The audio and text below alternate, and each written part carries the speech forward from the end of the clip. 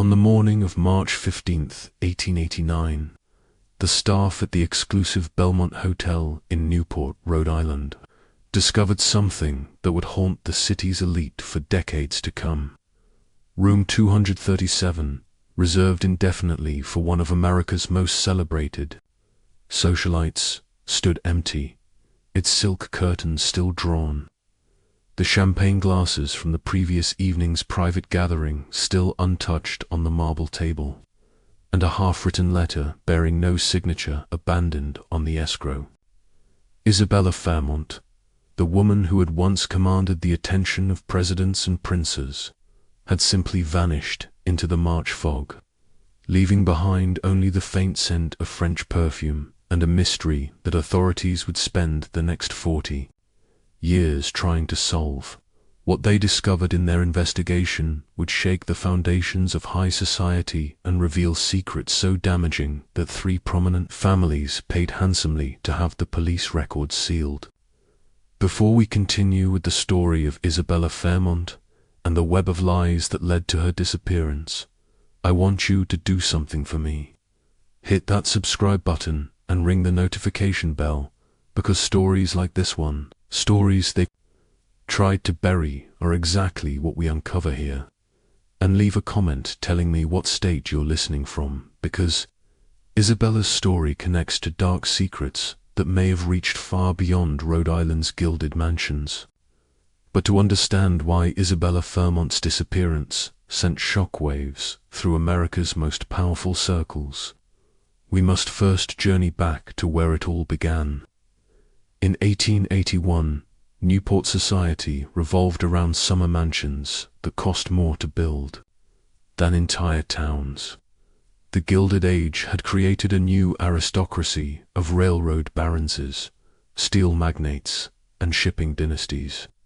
And nowhere was their wealth more ostentatiously displayed than along Newport's Bellevue Avenue.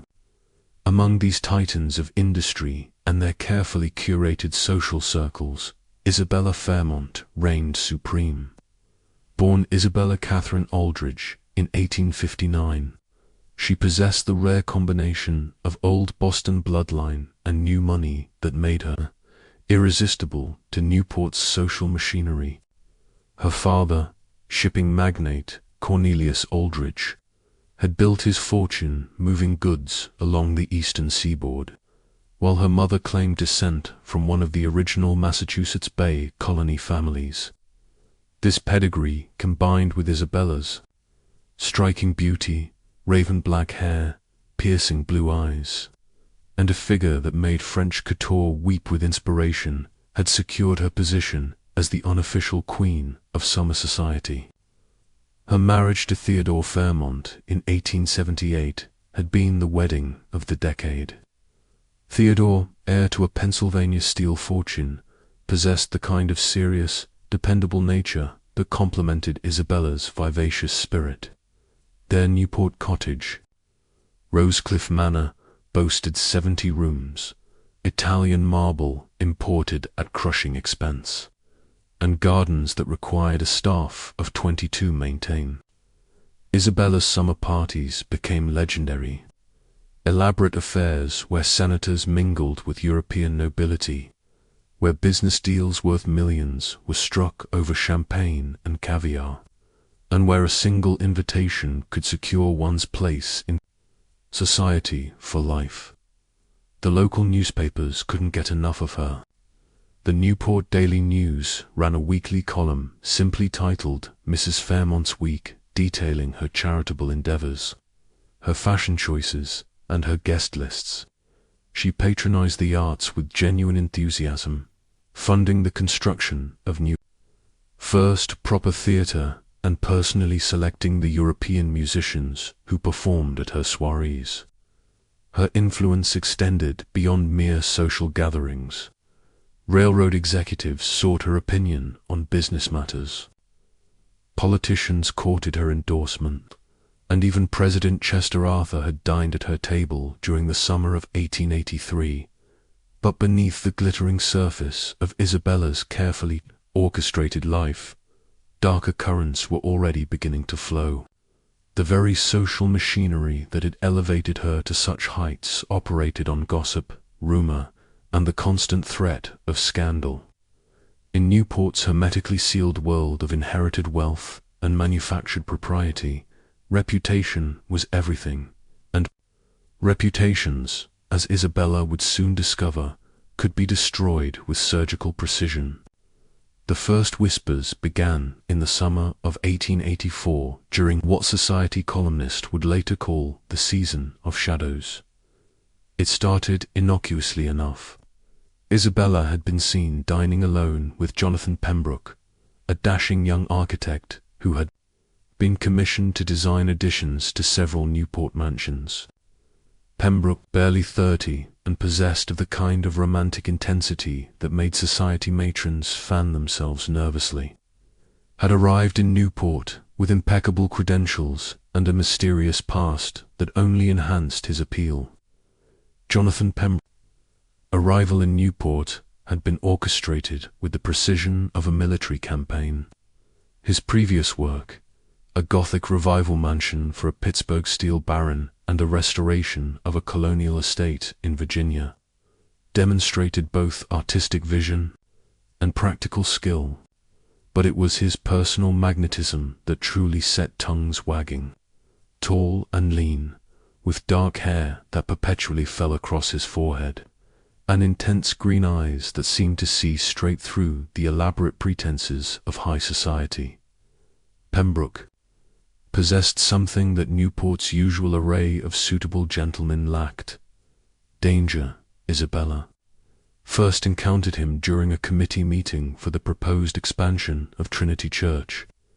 She had been reviewing architectural plans when Pembroke entered the room, and witnesses later recalled the electric moment when their eyes met across the mahogany conference table. What began as professional consultation quickly evolved into something far more personal and infinitely more perilous. Their relationship developed with the kind of reckless intensity that only occurs when two powerful personalities recognize kindred spirits in each other. Pembroke would arrive at Rosecliff Manor under the pretense of consulting on renovation plans, but he and Isabella would disappear for hours, walking through her meticulously maintained gardens or closeted together. In her private study, the mansion staff, trained in discretion, but human nonetheless, began to notice things. The way Isabella's laughter carried differently when Pembroke was present, the frequency of his visits, the letters that arrived bearing his distinctive handwriting. Theodore Fairmont, absorbed in his steel empire and trusting in his wife's social acumen, remained oblivious to the growing attachment. He approved of Pembroke's architectural work and even praised Isabella for her excellent choice of contractor. This blindness would later torment him.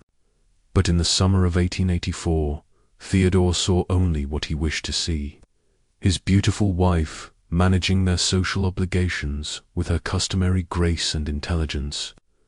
But Newport society operated on a level of surveillance that would have impressed a European intelligence service. By August, the whispers had become murmurs, and by September, the murmurs had crystallized into certainty. Isabella Fairmont was having an affair. The evidence was circumstantial, but damning in the context of high society's unforgiving moral arithmetic. She had been observed entering Pembroke's temporary studio on Temp Street. They had been seen sharing intimate conversation at the casino, their heads bent together in a way that suggested secrets. Most damaging of all, Mrs. Cornelius, Vanderbilt's personal maid, claimed to have witnessed a passionate embrace between the two in the conservatory at a private dinner party. The social machinery that had elevated Isabella now turned against her with mechanical precision. Invitations to exclusive gatherings began to arrive less frequently. Former friends adopted a cooler tone in their conversations. The careful choreography of Newport society, which had once revolved around Isabella's preferences and schedule, subtly reorganized itself to minimize her importance. Isabella, however, seemed almost oblivious to the changing climate. Friends later described her as being in a state of intoxication, not from alcohol, but from the kind of consuming passion that renders its victims incapable of rational thought. She continued to see Pembroke with increasing boldness, as if daring society to confront her directly. This defiance, which might have been admirable in other circumstances, only served to accelerate her fall from grace.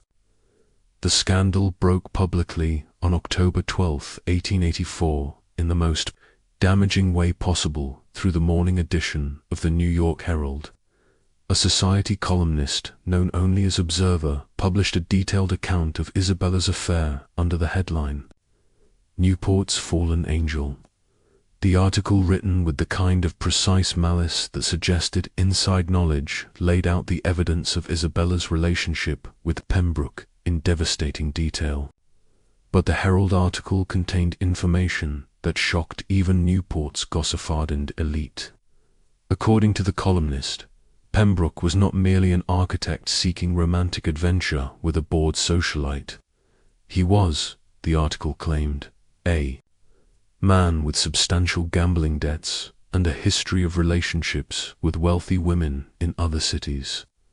The piece suggested that Isabella had been providing him with money, substantial sums drawn from her personal accounts, and that several valuable pieces from the Fairmont art collection had been quietly sold to cover his debts.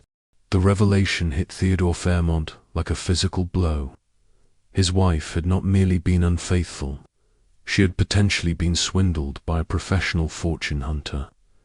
The humiliation was compounded by the realization that his business associates, his social peers, and his domestic staff had all been aware of the situation while he remained in ignorance. The confrontation between Theodore and Isabella took place on the evening of October 13th in the library at Rosecliff Manor. According to Theodore's later testimony to private investigators, Isabella initially denied the affair, but broke down when presented with bank records showing the money transfers. She admitted to the relationship, but insisted that her feelings for Pembroke were genuine and that she had given him money out of love, not manipulation. Theodore's response was swift and unforgiving. He demanded that Isabella end all contact with Pembroke immediately, return to Boston for the winter season, and submit to a period of social rehabilitation that would allow them to eventually restore their reputation. Isabella's refusal was equally immediate and absolute. She declared that she loved Pembroke, that her marriage had been a mistake, and that she intended to seek a divorce. A scandalous proposition that would have ruined both their social positions permanently. The household staff later reported hearing raised voices from the library until nearly midnight, followed by the sound of doors slamming and Isabella's footsteps on the marble staircase. When Theodore emerged the following morning, his face bore the hollow expression of a man who had aged a decade overnight. But Isabella's defiance came at a cost that extended far beyond social embarrassment. Theodore's investigation into their finances revealed that she had transferred nearly $50,000 to Pembroke over the course of 4 months, a sum equivalent to over $1 million in today's currency. More disturbing still were the discoveries made. When Theodore's lawyers examined the sales of artwork and jewelry that Isabella had claimed were a routine updating of their collection, several pieces, including a diamond necklace that had belonged to Theodore's mother, had been sold for significantly less than their appraised value, suggesting either poor judgment or deliberate deception. The final blow came when private investigators tracked down Pembroke's previous addresses in Pittsburgh. They discovered that he had been involved with the wife of a prominent businessman, receiving substantial sums of money before disappearing suddenly when the relationship was discovered. In Richmond, a similar pattern had emerged with the widow of a tobacco fortune. The investigators' report painted a picture of a sophisticated confidence man who targeted lonely, wealthy women with surgical precision. When Theodore presented this evidence to Isabella, her reaction surprised even him. Rather than expressing shock or betrayal, she became defensive of Pembroke, insisting that his previous relationships had been different and that their love was genuine. This response convinced Theodore that his wife had fallen victim to a manipulation so complete that she could no longer distinguish between reality and the fantasy that Pembroke had constructed for her. By November 1884, Isabella Fairmont's position in Newport society had become untenable. The Herald article had been reprinted in newspapers across the country, transforming what might have been a local scandal into a national spectacle. The story had everything that readers craved: wealth, beauty, betrayal, and the downfall of someone they had been encouraged to both admire and resent.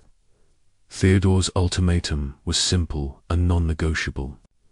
Isabella must publicly renounce her relationship with Pembroke, submit to a year of virtual exile from society, and accept severe restrictions on her personal finances and social activities. In exchange, he would not pursue divorce proceedings, and would gradually work to rehabilitate their reputation through charitable work and careful social engineering. Isabella's response was to disappear for 3 days.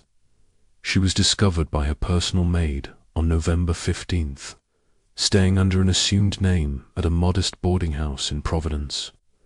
When confronted by Theodore and his lawyers, Isabella presented them with a proposal that was either desperate brilliance or complete madness. She would expose the entire network of social corruption that she claimed existed within Newport's elite circles. According to Isabella, her affair with Pembroke had provided her with access to information that could destroy several prominent families. She claimed that Pembroke, during their intimate conversations, had revealed details about his architectural commissions that included hidden rooms, secret passages, and concealed safes in several Newport mansions. More damaging still, she alleged that these modifications had been requested by clients who were using them to hide evidence of illegal business practices, tax evasion, and other criminal activities. Isabella's threat was specific and terrifying in its implications. She claimed to have documentation proving that Senator William Blackstone had hidden evidence of bribery in a concealed compartment behind his library fireplace. She alleged that railroad magnate Charles Pyenton was storing forged documents related to land acquisition in a secret room beneath his wine cellar. Most explosively, she insisted that she possessed evidence linking 3 Newport families to a conspiracy to manipulate steel prices. During government contract negotiations, Theodore's lawyers were skeptical, but they were also terrified. In the highly interconnected world of Gilded Age business, accusations of this magnitude could trigger investigations that might expose legitimate business practices that operated in legal gray areas.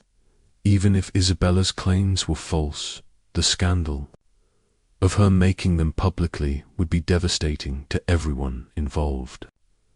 The meeting that took place on November 20th, 1884, in the private dining room of the Belmont Hotel included representatives from 5 of Newport's most powerful families. Isabella presented her demands with the cool precision of a seasoned negotiator. $100,000 in cash, Pembroke's debts to be quietly settled, and guaranteed safe passage for both of them to Europe, where they would remain permanently. In exchange, she would disappear from American society forever and take her allegations with her.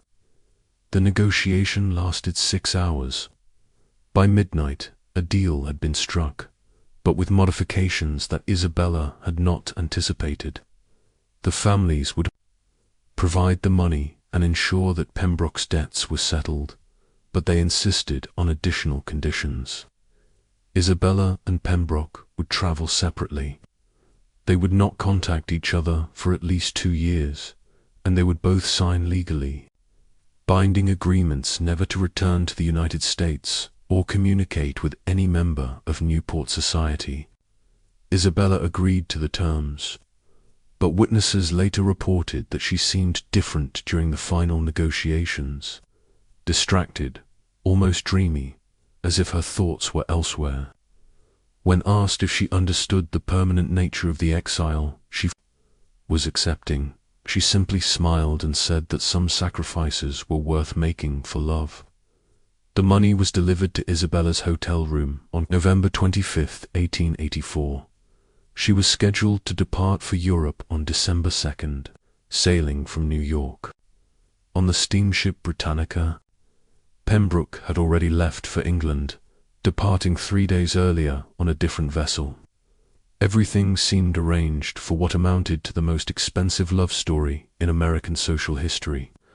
But Isabella Fairmont would never board the Britannica, and the mystery of what happened to her during those final 7 days would haunt Newport society for the rest of the century. Isabella's last week in America unfolded with the kind of meticulous planning that suggested either careful preparation or mounting desperation. She had checked out of her Providence boarding house and returned to Newport, taking a suite at the Belmont Hotel under her maiden name. The choice was symbolically appropriate. She was, in effect, reverting to her identity before marriage, before scandal, before the chain of events that had led to her exile. The hotel staff later reported that Mrs. Fairmont seemed remarkably calm. During her stay, she took her meals in her room, received no visitors, and spent most of her time writing letters. The hotel's desk clerk, a young man named William Chen, who had immigrated from California's mining country, noted that she mailed at least 12 letters during her stay, though he could not recall the addresses or recipients. On November 28th, Isabella made an unusual request. She asked the hotel concierge to arrange for a photographer to take a formal portrait. The photographer, Marcus Steinberg, who had recently opened a studio specializing in society portraits, later described the session as one of the strangest of his career. Isabella posed for nearly 2 hours, insisting on multiple photographs in different poses and lighting conditions. She paid in cash and requested that the plates be developed immediately, waiting in his studio while the images were processed. Steinberg's description of Isabella during the session was haunting. She was still a beautiful woman, but there was something in her eyes, a kind of fierce determination mixed with profound sadness. She kept adjusting her jewelry, particularly a ruby brooch that she said had belonged to her grandmother. When I suggested she might want to schedule another session after returning from Europe, she just smiled and said that wouldn't be necessary. The photographs, which surfaced decades later during the probate of Steinberg's estate, showed Isabella in formal attire, her dark hair perfectly arranged, her expression serene but somehow final. In several of the images, she appeared to be looking past the camera, as if seeing something or someone that existed outside the photographer's studio. On December 1st, Isabella's behavior became even more unusual. She hired a carriage and spent the entire day visiting locations around Newport that had been significant in her social life. The casino, where she had met so many important people, Trinity Church, where she had been married, the cliff walk where she had strolled with visiting dignitaries. The carriage driver, Thomas McGillicuddy, later told police that Mrs. Fairmont seemed to be saying goodbye to each location, spending long minutes in silent contemplation at each stop. That evening, Isabella returned to the Belmont Hotel and requested that a late dinner be sent to her room. The hotel's night manager, Robert Sterling, personally delivered the meal and later reported that Isabella seemed agitated but determined. She had changed from her day dress into an elegant evening gown of deep blue silk, and her jewelry, including the ruby brooch from the photography session, caught the lamplight as she moved about the room.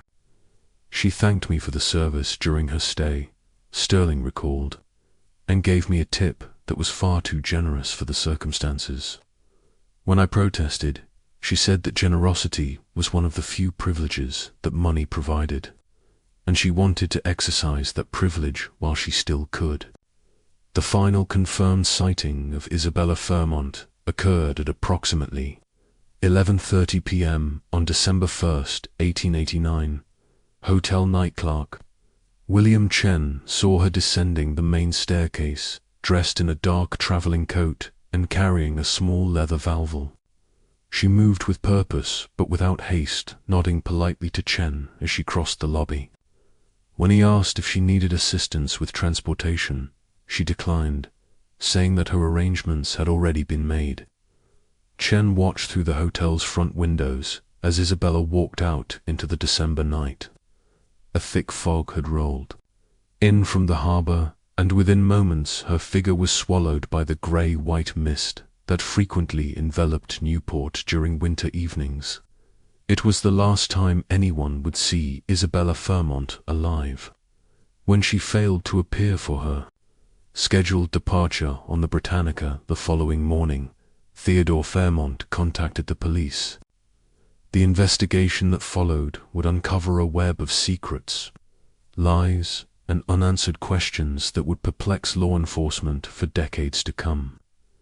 The Newport Police Department had never handled a case quite like Isabella Fairmont's disappearance. Missing persons investigations in 1889 relied on witness testimony, physical evidence, and the kind of methodical detective work that was just beginning to emerge as a professional discipline. Chief Detective Samuel Harrison, a methodical man who had cut his teeth on waterfront crimes and domestic disputes, approached Isabella's case with the systematic thoroughness that would define police work for the next century. The first phase of the investigation focused on Isabella's movements during her final week in Newport. Harrison's team interviewed hotel staff, carriage drivers, shopkeepers, and anyone else who might have encountered her. What emerged was a picture of a woman who seemed to be methodically closing the chapters of her life, as if preparing for a journey from which he did not expect to return. The contents of Isabella's hotel room provided the first major clues. Her clothing and personal effects were neatly arranged, suggesting either hasty departure or careful preparation. More intriguing was what was missing. Several pieces of valuable jewelry, including a diamond bracelet that hotel staff had seen her wearing earlier in the week, were nowhere to be found. Her personal papers included drafts of letters that appeared to be final messages to family members, though the completed versions were never located. Most puzzling was a partially burned document found in the room's fireplace. The fragments that survived the flames contained what appeared to be financial calculations and several names, including J.P., presumably Jonathan Pembroke, and W.B. The latter initially mystified investigators until they realized it likely referred to William Blackstone, the senator whom Isabella had allegedly threatened to expose. Detective Harrison's investigation took a dramatic turn when he attempted to contact Jonathan Pembroke in London. The address that Isabella's lawyers had been given proved to be a mail forwarding service, and Pembroke himself seemed to have vanished as completely as Isabella. British authorities, responding to Harrison's inquiry, reported that no one matching Pembroke's description had registered at any of London's major hotels or boarding houses. This discovery led Harrison to a disturbing conclusion. Either Pembroke had been using a false identity, or he had never actually left for Europe at all. The steamship records confirmed that someone named Jonathan Pembroke had booked passage to London, but the shipping line's manifest showed that the passenger had never boarded the vessel. As Harrison dug deeper into Pembroke's background, a more sinister picture began to emerge. The architect's credentials, while impressive, were difficult to verify completely. His previous work in Pittsburgh and Richmond was real, but investigators discovered that he had left both cities under questionable circumstances, abandoning projects and leaving unpaid debts. More disturbing was the pattern of relationships with wealthy women that had marked his career in each location. But the most shocking discovery came when Harrison's team examined the architectural modifications that Pembroke had made to several Newport mansions. Working with local building inspectors, they confirmed that at least 3 houses contained the kind of hidden compartments and secret passages that Isabella had described. However, these modifications had been completed months before Isabella's affair with Pembroke became public knowledge, suggesting that his relationship with her might have been planned from the beginning. The investigation's focus shifted when Harrison received an unexpected visitor. Mrs. Margaret Winthrop, an elderly woman who had worked as a seamstress for several Newport families. Mrs. Winthrop claimed to have information about Isabella's disappearance, but she insisted on speaking privately and demanded assurance that her identity would be protected. Mrs. Winthrop's story was both fascinating and terrifying. According to her account, she had been working late in the sewing room at the Peaton mansion on the night of December 1st when she heard voices from the main house. Curious about who might be visiting at such a late hour, she had positioned herself near a window that overlooked the mansion's rear courtyard. What she witnessed, she claimed, was a clandestine meeting between Isabella Fairmont and 2 men she did not recognize. The conversation appeared to be heated, with Isabella gesturing emphatically while the men remained still and watchful. After approximately 20 minutes, one of the men handed Isabella what appeared to be a package or envelope, and she departed with them in a closed carriage. Mrs. Winthrop's account was both compelling and problematic. She could not provide detailed descriptions of the 2 men, claiming that the lighting had been poor and her vantage point limited. Moreover, her reputation in Newport was somewhat questionable. She had been dismissed from previous positions for gossiping about her employer's private affairs. Harrison was inclined to dismiss her testimony until she provided a detail that only someone who had actually been present could have known. Isabella had been wearing the ruby brooch that the hotel staff had noticed, and it had caught the moonlight in a distinctive way. Just when we thought we'd seen it all, the horror in Newport intensifies. If this story is giving you chills, share this video with a friend who loves dark mysteries. Hit that like button to support our content, and don't forget to subscribe to never miss stories like this. Let's discover together what happens next in Isabella's final moments. The breakthrough in Detective Harrison's investigation came from an unexpected source: the financial records of the 5 Newport families who had negotiated Isabella's exile agreement, working with a federal investigator who specialized in financial crimes. Harrison discovered a series of money transfers that painted a disturbing picture of the events leading up to Isabella's disappearance.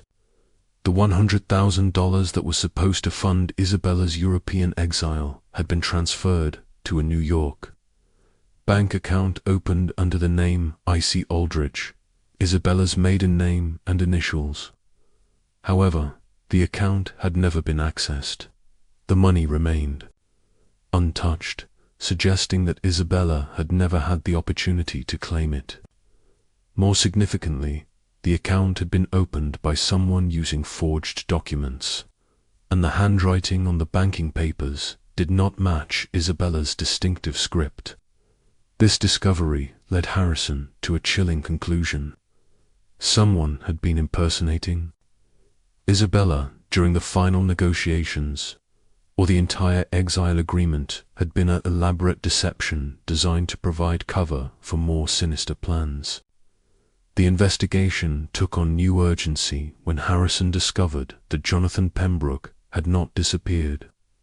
He had been found dead in a Boston boarding house on November 30th, the day before Isabella's disappearance.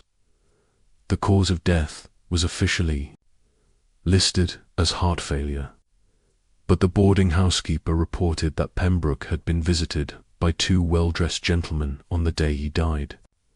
The men had claimed to be business associates and had spent several hours with Pembroke in his room before departing quietly. Pembroke's death had been reported in Boston newspapers, but the story had not reached Newport until several days later.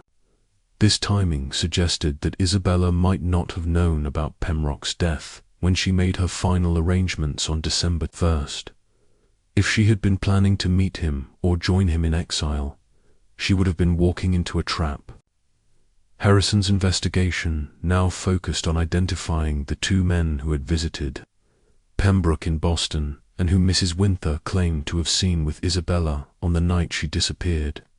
The breakthrough came when he discovered that several of the Newport families had employed the same private security firm, Pinkerton Detective Agency, to handle sensitive matters related to the Isabella scandal.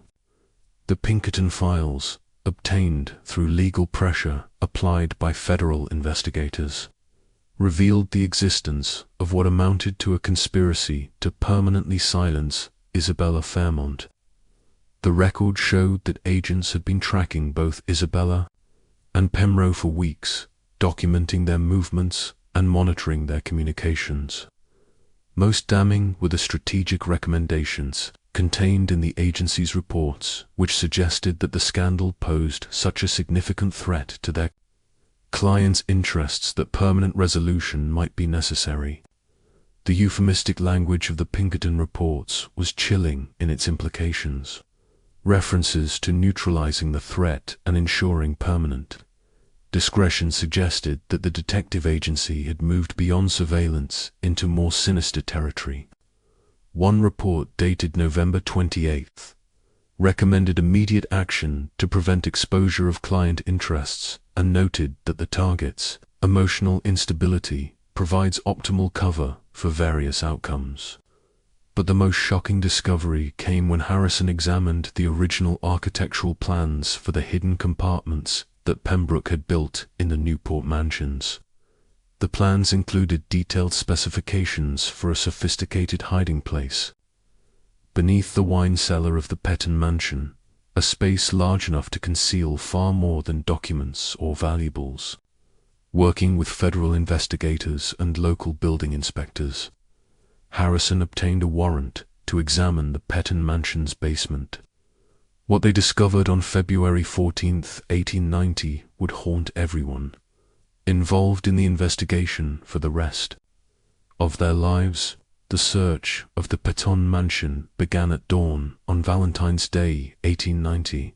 Detective Harrison had assembled a team that included federal investigators, local police officers, and a building inspector who specialized in structural modifications. The mansion's current resident, Charles Petton, had departed for his New York residence immediately after the warrant was issued, had left behind a house that seemed frozen in time, its elegant rooms bearing witness to the kind of wealth and privilege that had defined Gilded Age Newport. The wine cellar, located beneath the mansion's main floor, appeared normal at first examination.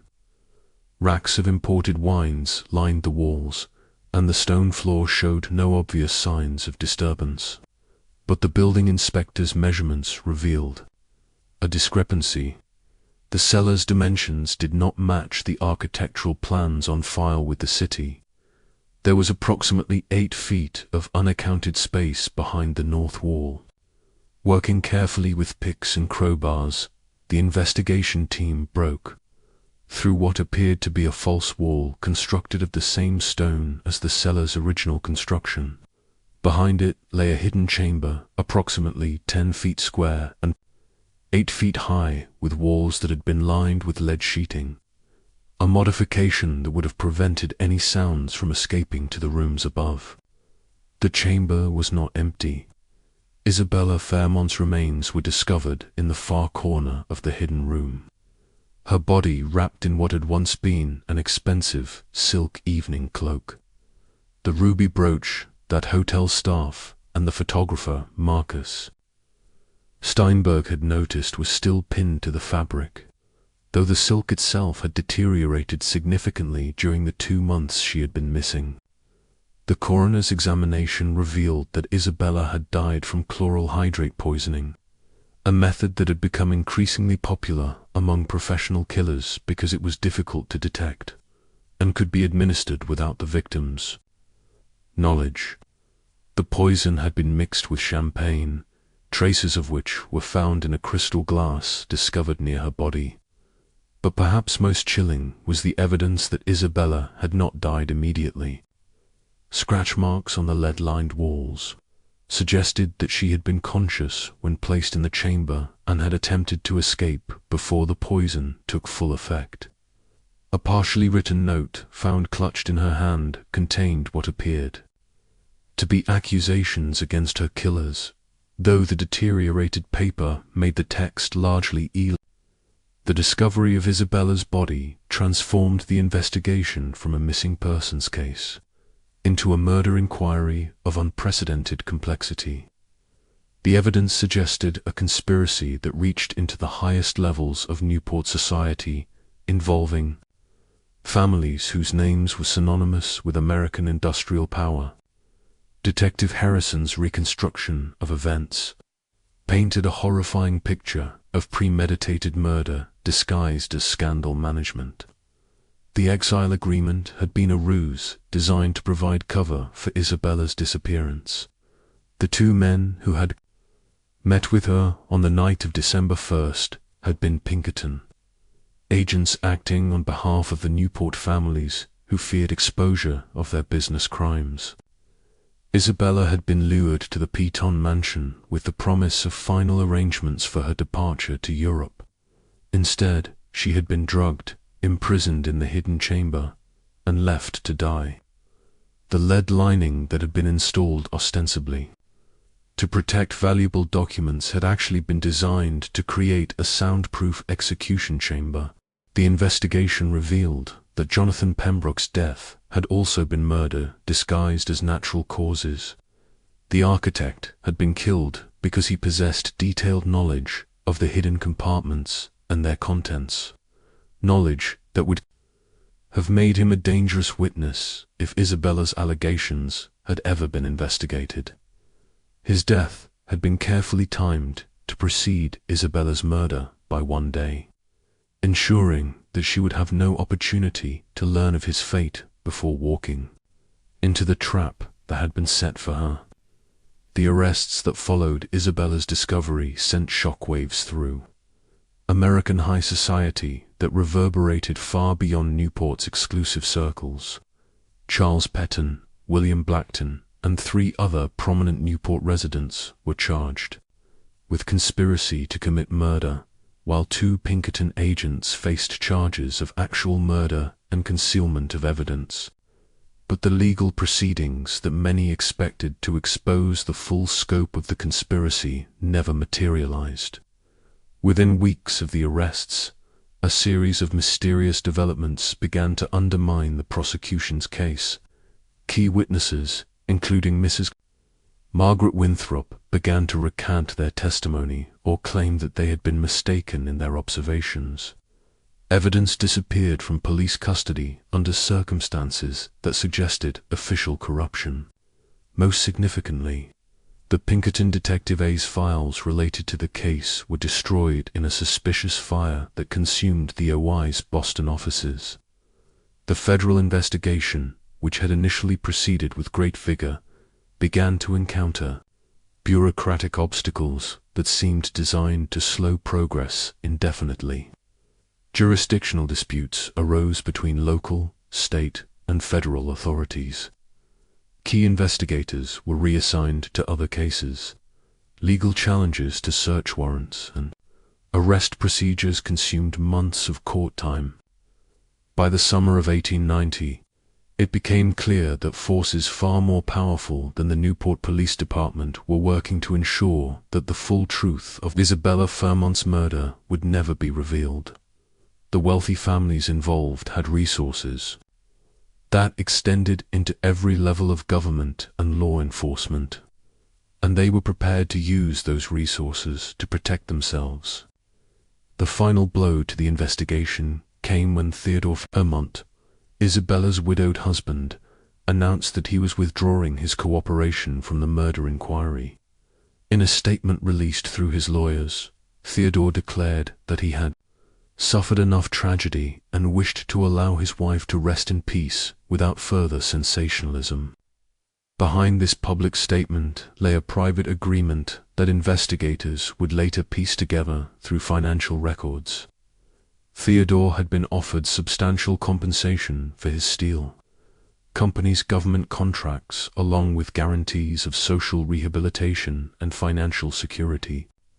In exchange, he agreed to cease all cooperation with the murder investigation and to publicly support the theory that Isabella had died by suicide after becoming despondent about her exile. The criminal cases against the Newport conspirators collapsed in the fall of 1890. Charles Pettin was acquitted on grounds of insufficient evidence. William Blackstone's case was dismissed on procedural grounds. The Pinkerton agents disappeared entirely, presumably relocated with new identities and financial compensation for their discretion. Isabella Fairmont was officially buried in the family plot at Newport's Island Cemetery on October 15, 1890. The funeral was a private affair attended by fewer than 20 people. No society columnists covered the service, and no newspaper ran obituaries detailing her life or achievements. But the story of Isabella Fairmont's murder did not end with her burial or the collapse of the criminal cases against her killers. In the years that followed, a different kind of justice began to manifest itself in ways that suggested the dead woman's accusations had been entirely accurate. The families who had orchestrated Isabella Fairmont's murder believed they had successfully buried their secrets along with her body. But the corruption and criminal activities that she had threatened to expose proved to be the seeds of their own destruction. Charles Pemberton, the man in whose basement Isabella had died, never recovered from the psychological trauma of the murder. Friends and family members reported that he became increasingly paranoid and reclusive, convinced that Isabella's ghost was haunting his mansion. He moved permanently to his New York residence, but found no peace there either. His business empire, built on the kind of fraudulent government contracts that Isabella had discovered, began to unravel when federal investigators working independently of the Newport murder case uncovered evidence of systematic bid rigging and price manipulation. By 1895, Peon Steel Company was facing bankruptcy proceedings and federal prosecution for fraud. The hidden documents that Isabella had threatened to expose were eventually discovered during asset seizure proceedings, confirming every allegation she had made.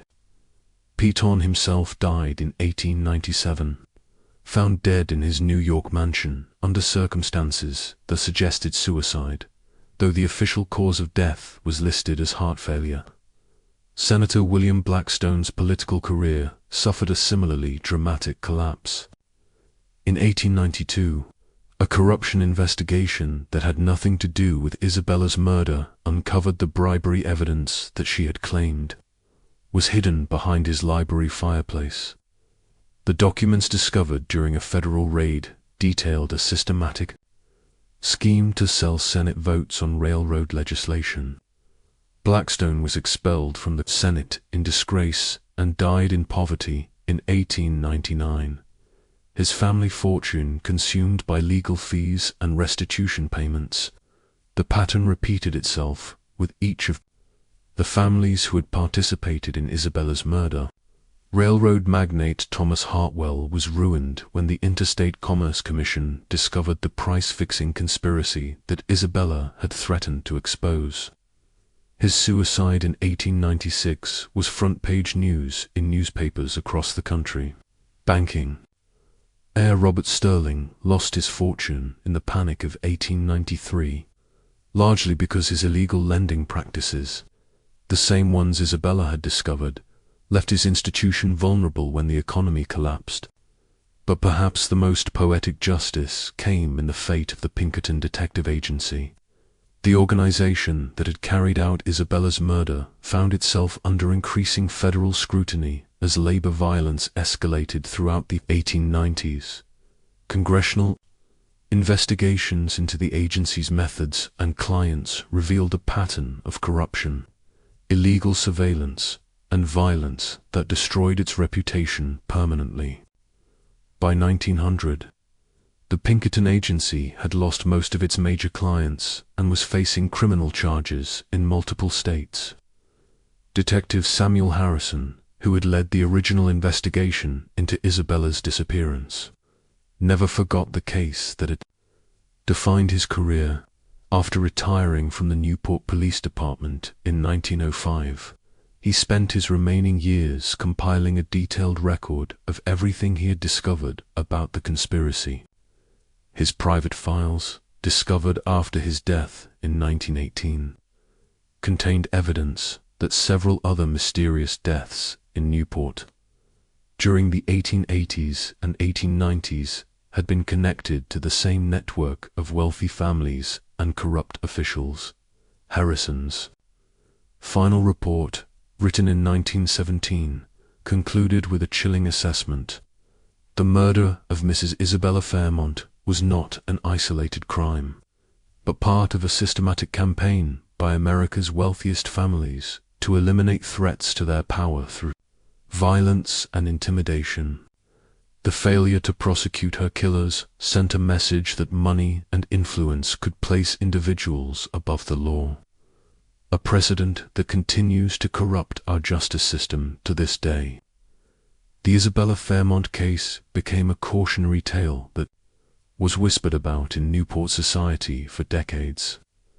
Parents warned their daughters about the dangers of social climbing and extramarital affairs, but they missed the deeper lesson that Isabella's story provided, that America's Gilded Age elite were capable of murder when their interests were threatened. The mansion where Isabella died, the Petton estate, stood empty for over 20 years after Charles Petton's death. Local residents reported strange occurrences, lights appearing in windows of the supposedly vacant house, sounds of music and laughter carrying across the grounds during winter evenings, and the persistent scent of French perfume in rooms that had been sealed for decades. In 1920, the mansion was purchased by a Catholic charity and converted into an orphanage. But the building's troubled history continued. Children reported seeing the figure of an elegantly dressed woman walking through the corridors at night, and several staff members claimed to have heard the sound of someone scratching at the walls in the basement. The orphanage closed in 1935 after a series of mysterious accidents that the Church deemed incompatible with the spiritual welfare of the children. The building was demolished in 1938, but construction workers reported finding additional hidden chambers that had not been discovered during the original police investigation. One chamber contained what appeared to be personal effects belonging to other missing persons from the 1880s and 1890s, suggesting that Isabella may not have been the only victim of Newport's elite conspiracy. The ruby brooch that Isabella had worn to her death became the subject of its own dark legend. After being held as evidence for several years, it was eventually returned to Theodore Fairmont, who immediately donated it to a Boston museum. The brooch disappeared from the museum's collection in 1895 under circumstances that suggested theft. but it surfaced periodically over the following decades, always associated with tragedy. In 1902, the brooch was discovered among the possessions of a New York socialite who had died in what appeared to be a suicide. In 1918, it was found in the jewelry box of a Philadelphia heiress who had died under mysterious circumstances during the influenza pandemic. Each time the brooch appeared, its owner suffered a fate that echoed Isabella's own tragic end. Theodore Fairmont never remarried. He lived quietly in Boston until his death in 1923, spending his final years engaged in philanthropic work focused on protecting women from domestic violence. His will included a substantial endowment for a foundation dedicated to investigating unsolved crimes against women, though he never publicly acknowledged the connection to his first wife's murder. The Fairmont Foundation, established after Theodore's death, quietly funded investigations into dozens of suspicious deaths involving wealthy families throughout New England.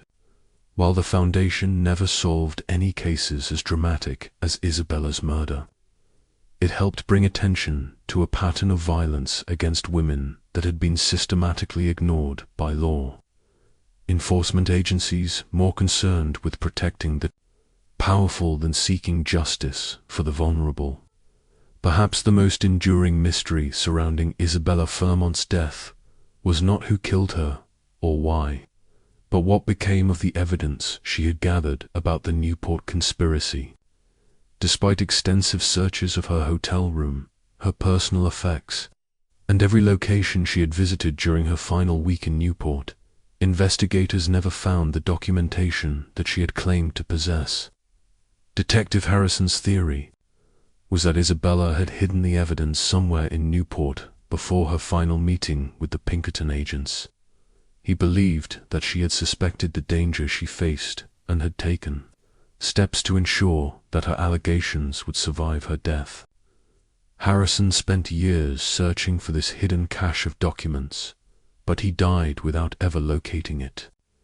In 1954, renovations at the Belmont Hotel uncovered a sealed envelope hidden behind a loose brick in the basement storage area.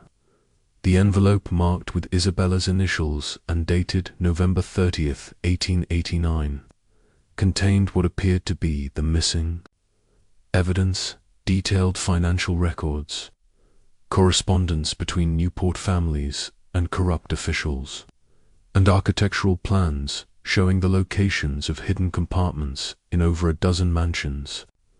The discovery of Isabella's evidence 65 years after her death provided final confirmation of every allegation she had made. The documents revealed a conspiracy that extended far beyond Newport, involving politicians, judges, and business leaders throughout New England. But by 1954, all of the original conspirators were long dead, and the statute of limitations had expired on their crimes. The Belmont Hotel donated Isabella's evidence to the Newport Historical Society, where it remains today as part of a permanent exhibition on the darker aspects of Gilded Age society. Visitors to the exhibition often report feeling an unusual chill when viewing Isabella's final photographs and reading her final letters, as if her spirit remains present to ensure that her story is finally told in full. The hotel room where Isabella spent her final nights, room 237, was eventually converted to other uses, but staff and guests continued to report unusual phenomena. The scent of French perfume, the sound of a woman weeping, and the persistent feeling of being watched by unseen eyes. The hotel's management eventually removed the room number and converted the space to storage. But the strange occurrences continued. Dr. Margaret Steinberg, a historian who spent 20 years researching the Isabella Fairmont case, published the definitive account of the conspiracy in 1979. Her book, The Newport Murders: Wealth, Power, and Justice in Gilded Age America, became a bestseller, and sparked renewed interest in the case. Dr. Steinberg's research confirmed that Isabella's murder was part of a broader pattern of violence used by America's elite to protect their interests. Isabella Fairmont died because she threatened to expose the truth about how America's wealthiest families accumulated their power, Dr. Steinberg wrote in her conclusion. Her murder was not a crime of passion, but a calculated business decision carried out by men who viewed human life as just another commodity to be bought, sold, or disposed of as circumstances required. The case continued to fascinate researchers and true crime enthusiasts well into the 21st century. In 2019, the FBI's Cold Case Unit announced that they were using modern forensic techniques to re-examine evidence from the Isabella Fairmont murder, though they acknowledged that the passage of time and the destruction of records made prosecution impossible. But for many who studied the case, the question of legal justice was less important than the broader lessons that Isabella's story provided about power, corruption, and the price of challenging entrenched interests. Her death became a symbol of the violence that America's elite were willing to employ to protect their privileges. And her story served as a warning about the dangers that await those who threaten to expose inconvenient truths. This mystery shows us that some secrets are so dangerous that powerful people will kill to protect them, and that justice delayed is often justice denied forever. The wealthy families who murdered Isabella Fairmont escaped legal punishment, but they could not escape the consequences of their crimes. One by one, they fell victim to the same forces of corruption and greed that they had used to destroy others. What do you think of this story? Do you believe everything was revealed, or are there still secrets buried in Newport's exclusive mansions?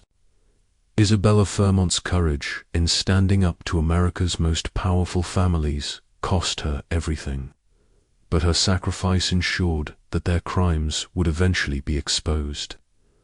Leave your comment below telling me what you think really happened during Isabella's final night in Newport. If you enjoyed this tale and want more stories about the dark secrets of America's elite, subscribe, hit the notification bell, and share with someone who loves historical mysteries. The truth has a way of surfacing even when powerful people try to bury it forever.